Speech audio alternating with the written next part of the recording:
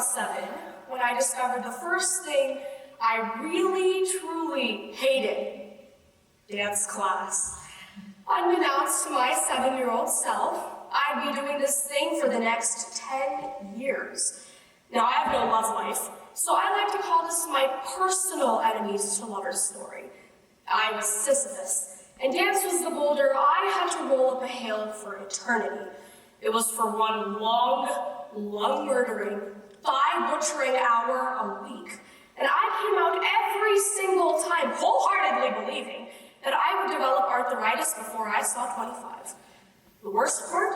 Dance was all about angles, shapes, lines, geometry, and best believe I sucked at math.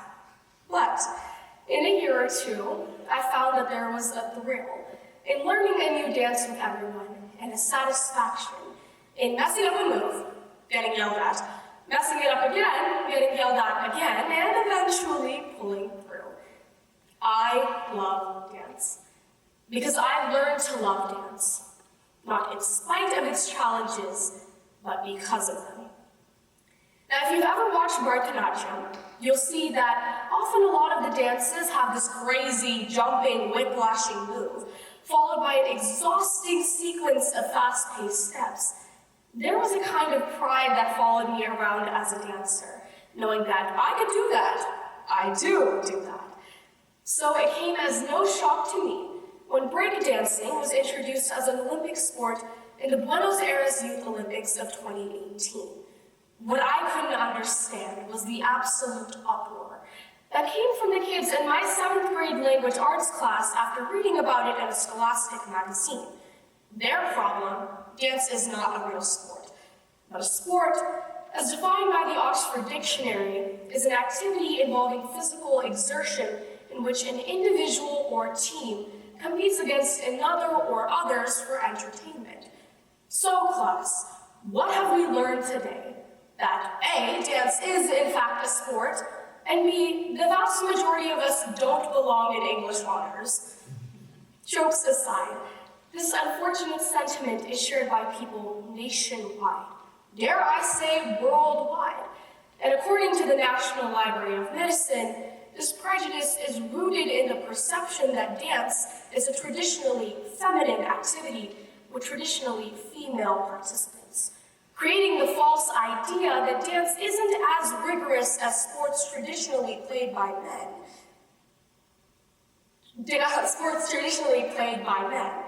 But what characterizes dance as truly unique is the added component of performance.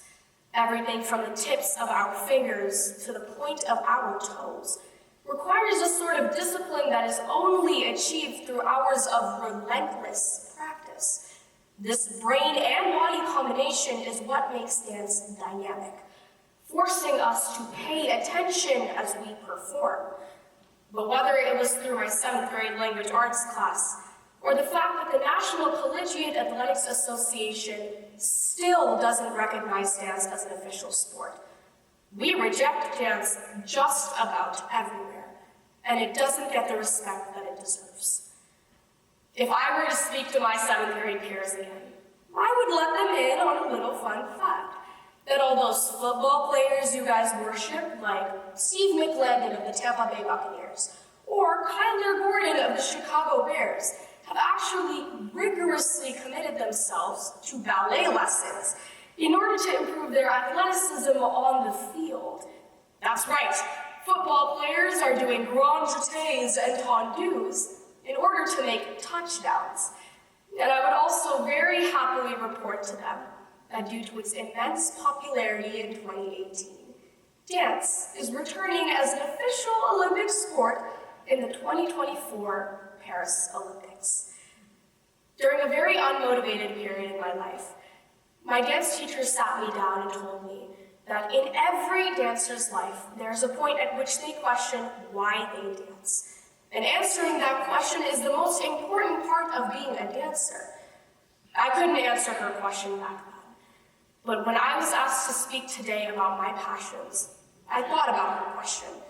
And I can say in full confidence that I dance to share it with others like I have shared it with you today. I dance, and I am proud. And if there's anything you have to take away from today, just know that for us, every day is leg day.